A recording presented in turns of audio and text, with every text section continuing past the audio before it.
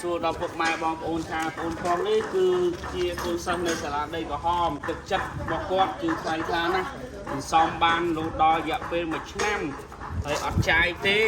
ហើយអញ្ចឹងក៏ឲ្យតានាំមកយកមកជួយក៏កងតនេះគាត់យកសំបានខែ1ឆ្នាំហើយគូរៀនទីម៉ានទី5ទៅសាលាអីឡាដីក្រហមនឹងគូទីទៀតដល់ថាសុកមានសង្គ្រាមណាទឹកចិត្តពិតជាប្រពៃណាស់កាន់កូនជ្រូកមកខ្លួនឯងសំ1ឆ្នាំហ្នឹងនេះហើយយកមកអត់ស្ដាយណា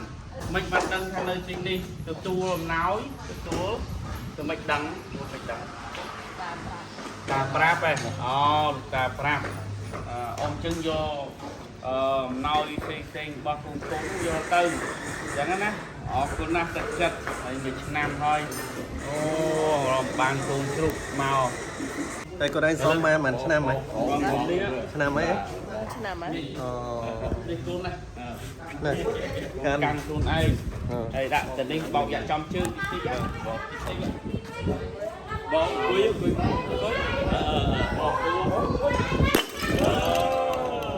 គូនរាប់មើលបានម៉ែខ្លួនឯងអត់ទេរាប់មើលរាប់មើលបាទសូមជម្រាបសួរដល់ពុកម៉ែបងប្អូនថាបងប្អូននេះគឺជាកូនសិស្សនៅសាលាដីក្រហមទឹកចិត្តរបស់គាត់គឺថ្លៃថ្លាណាស់សំបានរហូតដល់រយៈពេល1ឆ្នាំហើយអត់ចាយទេហើយអញ្ចឹងក៏ឲ្យតានាំមកយកមកជួយក៏កងតបជួមុខហើយឥឡូវនេះបោកហើយសួរទៅថាអត់មាននេះទេឆ្លាញ់កងតបអាណិតកងតបណាស់អញ្ចឹងថាវិការដែលខំសំនេះអូនប្រុសបោកហើយនឹងរាប់តចាំមើលថាបានប្រមាណហើយទឹកចិត្តនេះយើងនឹងដាក់ជាលក្ខណៈពិសេសមួយសម្រាប់បងអូនតែម្ដងធ្វើឲ្យទៅដល់ជួមុខនៅក្នុងចំនួនលុយនេះបាទចាំអូនជួយបានប្រមាណរាប់គេរាប់មួយបងអាបាលហ្នឹងទៅហ្នឹងបាទអត់ចាយទេណាអានេះគេហៅមួយពិសេសបាទពិសេសណាស់ទឹកចិត្តមកពីអ្នកយាយវាមកខ្លួនឯងចាស់ខ្លួនគេមកផ្ទាល់ហើយណា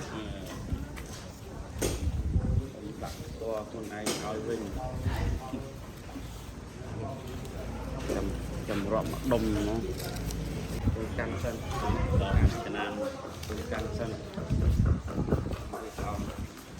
នេះទៅ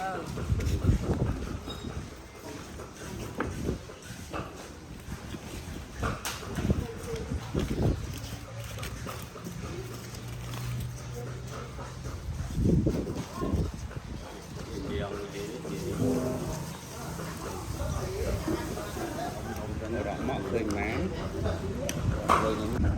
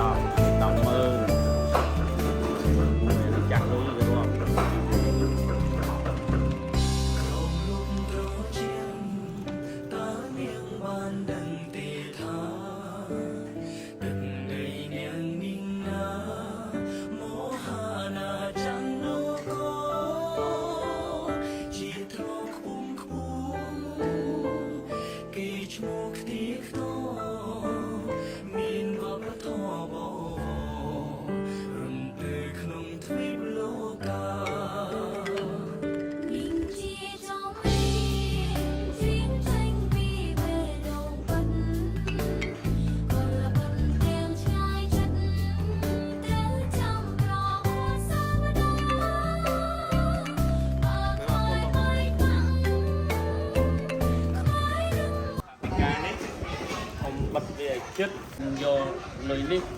បាក់កញ្ចប់នេះជូនកងតបហើយអ៊ំនឹងដាក់នៅក្នុងเพจរដ្ឋបាលស្រុកវិញនៅក្នុង Facebook របស់រដ្ឋបាលស្រុកហើយអ៊ំនឹងផុសរូបមួយជាប់ជាមួយនឹងថវិកាហើយនឹងជាហ្នឹងដែលអ៊ំហៅ